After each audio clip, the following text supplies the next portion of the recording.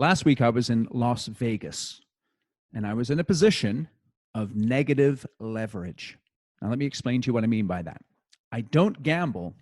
It was another more subtle kind of leverage that the hotel I was staying in had over me. And before I explain to you what that leverage was, let's define what we mean by leverage. When you have leverage, you possess an advantage of power to influence a person or situation to achieve a particular outcome. This is Eric Anderton, and you're listening to Construction Genius, a leadership masterclass. Thomas Edison said that genius is 1% inspiration and 99% perspiration. If you're a construction leader, you know all about the perspiration, and this show is all about the 1% inspiration that you can add to your hard work to help you to improve your leadership. So I got to Vegas and I checked into my hotel early in the morning. Went up to the room and I was going to work for a little bit in the room. I looked around and they had this great view out of the window. I was staying at the Bellagio, you know, the one with the fountains in the front, and you could see the strip down there. And so from a distance, Las Vegas is kind of impressive. I find when you get up close, it gets a little more grimy. So I'm looking around my room, getting ready to do a bit of work, and I want a cup of coffee. But guess what? There is no coffee maker in the hotel rooms of the Bellagio. And why is that? Well, you see, the hotel, where do they make their money from? It's not from the rooms. It's from people spending money in the casino. And the hotel is designed to influence someone to spend as much money as possible and time as possible in the casino. And so one of the reasons why they don't put coffee in the rooms is because in order to get a cup of coffee at the Bellagio, you have to go down the elevator, walk all the way through the casino to get to the Starbucks at the north entrance, where you have the privilege of paying $5 for a cup of coffee. And because I'm a dedicated coffee drinker, like I'm sure many of you are, the Bellagio had the advantage of possessing power over me to influence me to achieve a particular outcome, which is walking through the casino and perhaps being tempted by the slot machines, the craps table, the roulette, the blackjack, or the poker. Now, how do you think that made me feel? I've got to admit, as I looked around my room and didn't find a coffee pot, I was a little pissed off. Just like the Bellagio had leverage over me, and it made me feel angry. Many business owners are in a position where their employees have leverage over them. In other words, their employees possess the power to influence business owners to achieve a particular outcome. And for most employees, what is that particular outcome? That particular outcome usually is keeping their jobs. Now, you may think that I'm taking kind of a negative view of employees, but I like to think of it as a realistic view. And particularly in construction at the present time, where for most construction companies, there's a shortage of skill both in the field and in the office. It's very important that you don't allow your employees to have a negative impact on your business by possessing leverage over you.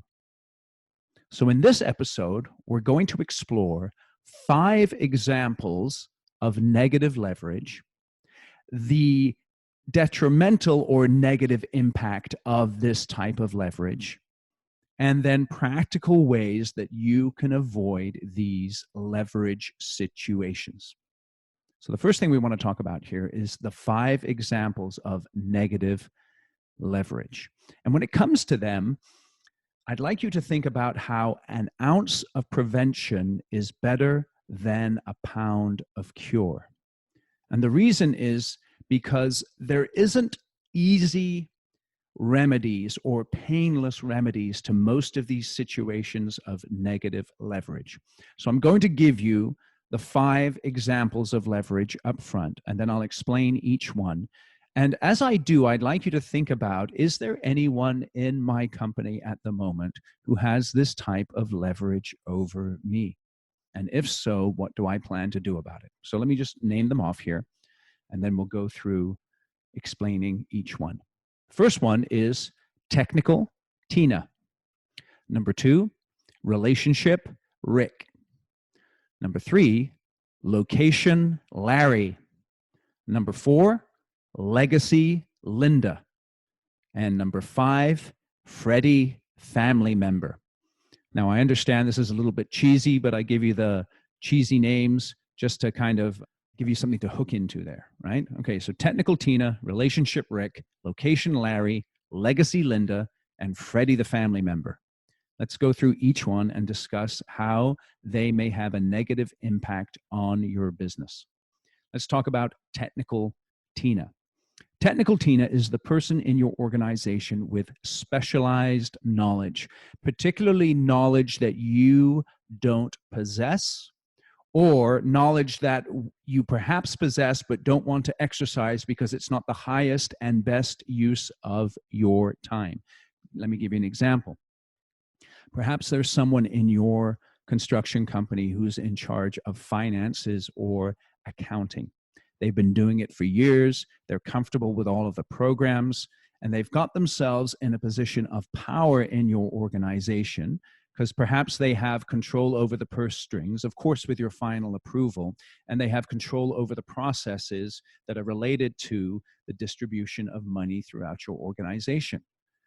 And because they're in that place of power and that place of technical knowledge, that place of leverage, they can often be in a situation where they're performing in a manner that's perhaps not up to standard, but you don't want to do anything about it because it would cost you in your mind too much in terms of time and effort and the difficulty of finding someone else to replace them. Perhaps you have someone else in your organization with specialized knowledge in a piece of software, or perhaps it's project-based technical specialized knowledge where they know how to do a particular type of work that you do. And perhaps you've brought them on specifically for a particular type of project that maybe you're not as experienced in. Or perhaps it could be an operator in the field who has a particular skill set running some machinery or a piece of equipment. And as a result of that, they understand the leverage or the power that they have over you, and they can adopt a sort of a prima donna attitude. So think about in your organization, are there any technical Tinas? People who have specialized knowledge and are yet not performing to the highest level possible, but because they have that specialized knowledge, they have power over you. What can you do in this situation? Well, make sure that you train their replacement. Make sure they understand that they are not indispensable. Nobody in your organization should be indispensable. And I don't mean that in a mean way or anything like that, or that you should try and take advantage of your employees. But in every company, there should be a reciprocal relationship between employees and employers. In other words, the employers should pay well and provide benefits according to what the market demands, and the employees should live up to the expectations of the employers and bring to the table their energy and their effort. No one should be slacking off. No one should be taking advantage. No one should be playing the sort of government employee role in your organization. So make sure you don't allow any technical Tinas. The next type of person in your organization that could have leverage over you is relationship Rick. And many companies have relationship Rick in their organization. So let's say you're the type of person who maybe you love to build and you're really focused on continuing to grow your organization, and you depend upon one or two people in your company to develop customer relationships and maintain client relationships. Perhaps you have one of those relationship Ricks that is particularly skilled at business development, and you count on them to bring in new work and new projects into your company. Beware of relationship Rick. Because if you only have one person who has specific relationships with specific clients or is particularly skilled at bringing in business, they can have that position of leverage or power over you. And because they have that position of leverage and power, they can at times abuse that position of leverage and power. Now, I'm not saying it happens in every situation, but human beings at times can behave in ways that are not fully beneficial for your company. So, what do you need to do? Make sure you don't have your eggs all in one person's basket. Make sure you, as the leader of your organization, is establishing relationships with all of your clients to one degree or another. You never want to be beholden to one person in your organization, so that if they left your company, let's say, and went to work for the competition, they would take that relationship with them, and you would not have any kind of bridge to that client so that you could develop a relationship if someone else left, or so that you don't already have a relationship in place. You, as the leader of your organization, are very much responsible ultimately for business development. So make sure you're establishing relationships with your key clients, with your key project partners, so that if relationship Rick leaves, it doesn't put you in a position that you would regret. The third type of person who can have leverage over you is Location Larry. Now, Location Larry is a real interesting person, because let's say you've decided to expand geographically. You're working in a particular geography, and maybe a client has taken you into another geography. And as you've gone into that geography, perhaps you've had to hire someone outside of the geography that you're in order to run that project. Or perhaps you've brought in a team of labor that's locally based, where you've expanded to run that job. And they have leverage over you because you don't have anyone else besides them to run that project. And so Location Larry is a person or a whole team of people that are running projects in that area, and if they're not there, it's going to have a massive negative impact upon your organization, and they know it. They know that you don't have an established presence in that location, and they perhaps take advantage and abuse that position of power. So what can you do about that? It's a really tough one. You have to make sure when you're expanding geographically that you have someone in that location that you trust, someone to run work for you that is either an employee of the organization or someone that you know who you can hire and bring on, that you trust to run the work in such a way so that it will represent your company in a manner that will enable you to establish yourself in that new geography and do a great job running the work for your clients. Don't let Location Larry have leverage over you. The fourth person or type of person who could have leverage over you is Legacy Linda. And this happens a lot of times in companies who are going through transitions. Perhaps you have someone who's been in the business for a long time, who's highly compensated, and they are beginning to get to that point in their career where their compensation level is not commensurate with the contribution that they're making. I was chatting with one of my clients many years ago, and they were extremely frustrated with a particular individual who was being paid about double what they were actually worth. And he was telling me, you know, I could hire 2 guys to come in and do the work that this person is doing for the amount of money that we are paying just this one individual. So you have to look at your organization and ask, are there any legacy Lindas? Are there any folks who've been here for a while, they've made a contribution, but they are no longer making the kind of contribution they need to with regards to how much money they're being paid? Make sure that this person is not a roadblock to the long-term success of your organization. Another way these legacy Lindas can impact your company is they can be a hindrance to change. They can be unwilling to have fresh accountability in their life. And so what you have to do with these legacy type individuals is make sure that they understand that they're valued and honored, but you have to hold them accountable and always be looking for their replacement. And this is very hard to do with all of these examples that I'm giving you. You should never be in a situation where one person has power to influence your company in a negative way. The only person who should have ultimate power over your organization is you as the senior executive or owner in your business.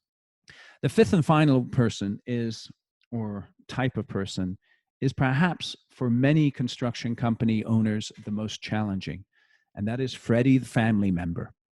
It's the son or daughter who you've been thinking about bringing into the business or you have already brought into the business, and they are not necessarily as talented, as skilled, or as driven as you are.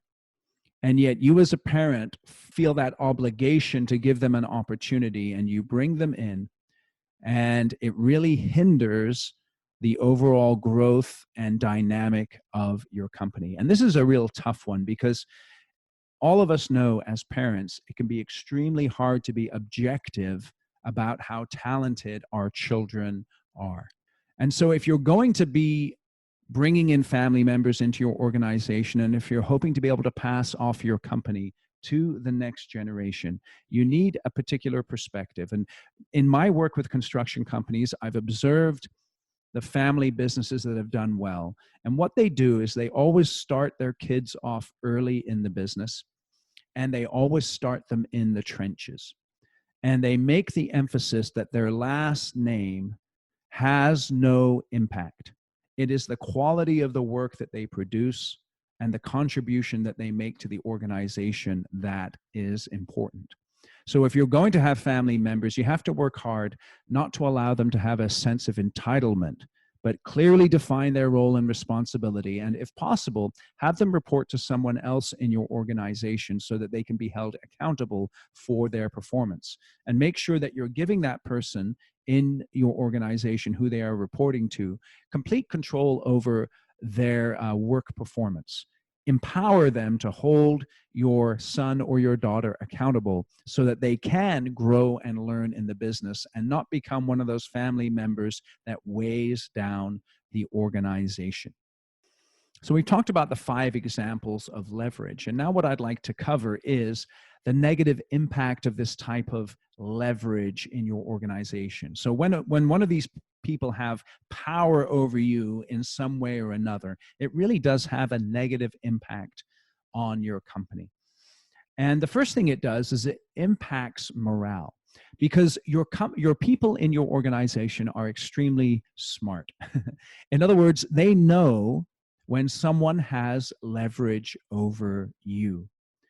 And that can impact morale in a bad way. Because if you're holding one person accountable, but you're refusing to hold another person accountable for whatever reason, it's something that sets you up for people really perceiving you in a negative way. And not only can the morale be bad, but the growth can be stagnant as a result of people having leverage over you.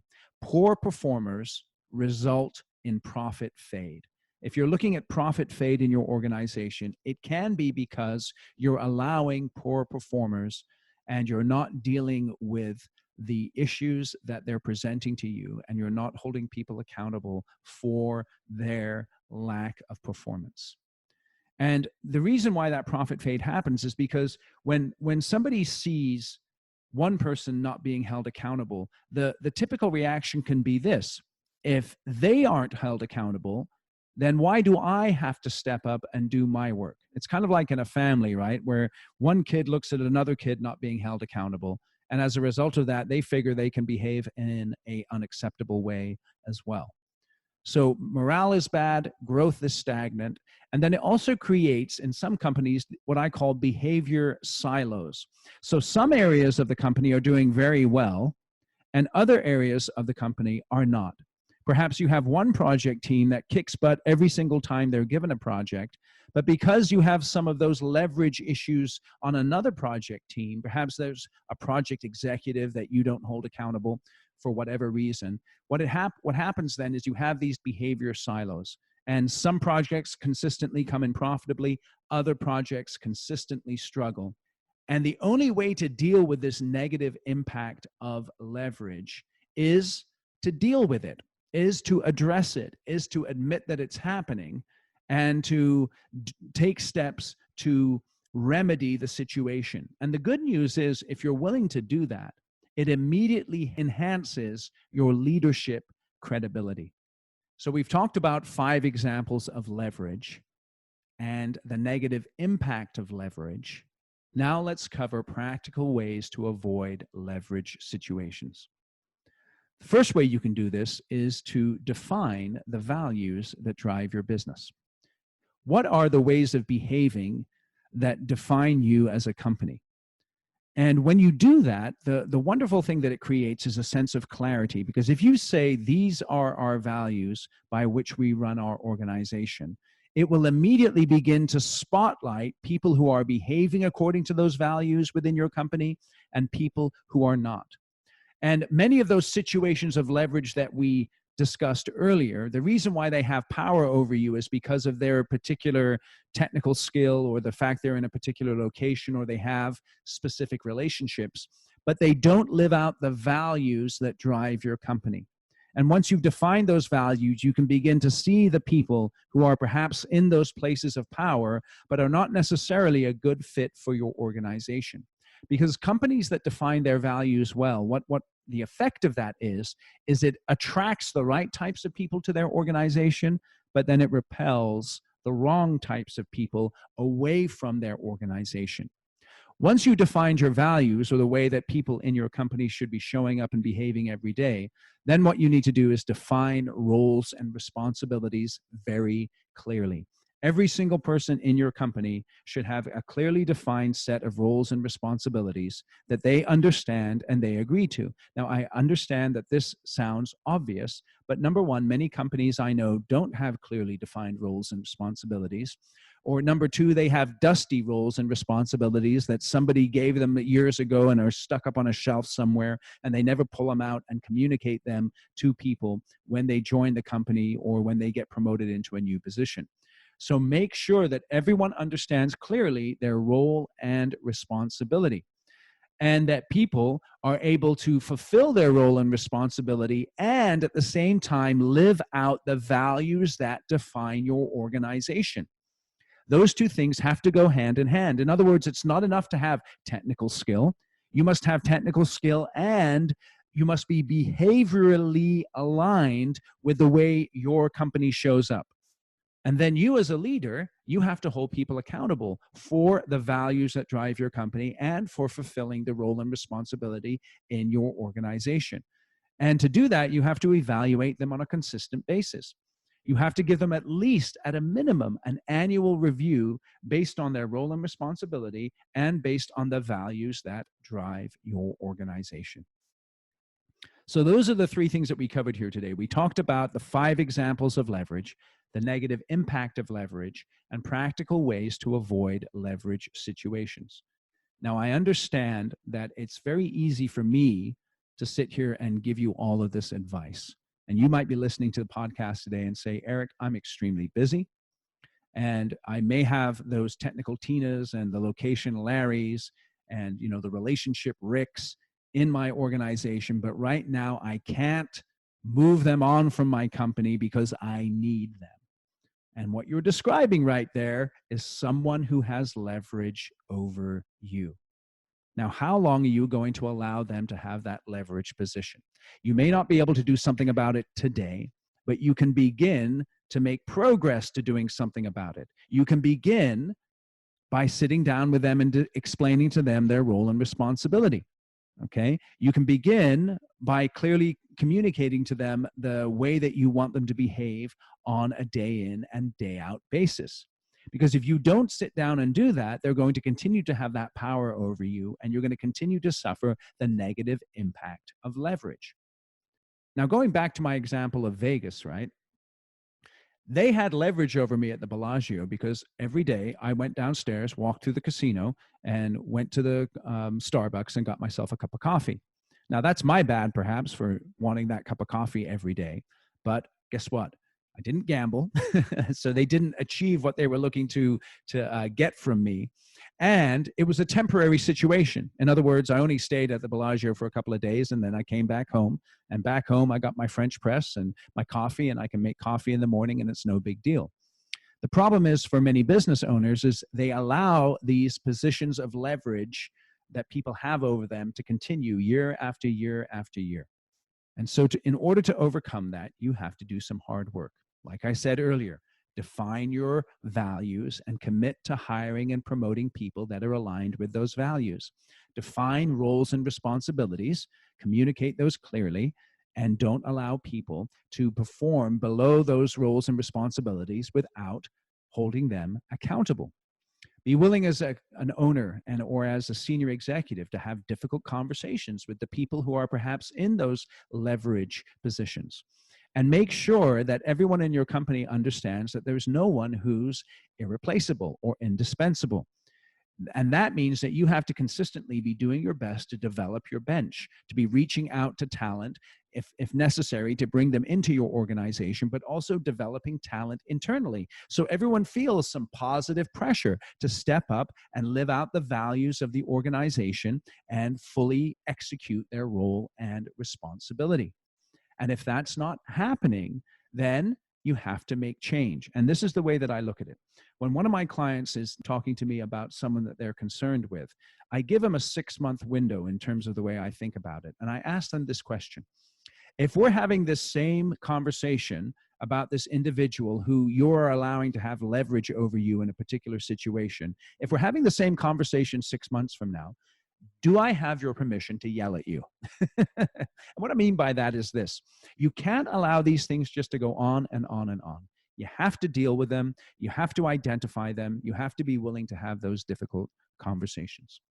So I hope you found this podcast helpful. Again, don't allow people to have you in that place of leverage.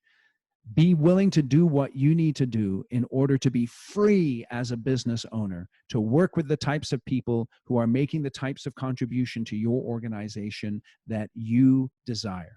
So make sure that you've clearly defined those roles and responsibilities, you're living out your values on a regular basis, and you're attracting the right people into your organization who are expressing those values and executing their tasks at the highest possible level on a consistent basis. My name is Eric Anderton. I hope you enjoyed this episode of Construction Genius. I would be deeply grateful if you would share it with other people. And if you do like it, give us a rating and a review, a 5-star rating and a review wherever you get your podcasts. That helps us to get up the search engines and get the word out to other people in the construction industry. Appreciate you listening here today. Thank you for listening to this episode of Construction Genius. Hope you found that 1% of inspiration to help you in the next few days. If you like the show, please give us a 5-star review on iTunes, share it with other construction leaders who you think would benefit, and always remember that the show is brought to you by Kick-Ass Meetings. I've been working with construction leaders since 2004, teaching them how to run extremely effective problem-solving meetings that gets their people collaborating, taps into their creativity, and to get yourself a free copy of the Kick-Ass Meeting Report, go to www.ericanderton.com/kickassmeetings. Grab yourself that free report, read it, use it in your business. You'll find it extremely useful. And thanks again for listening.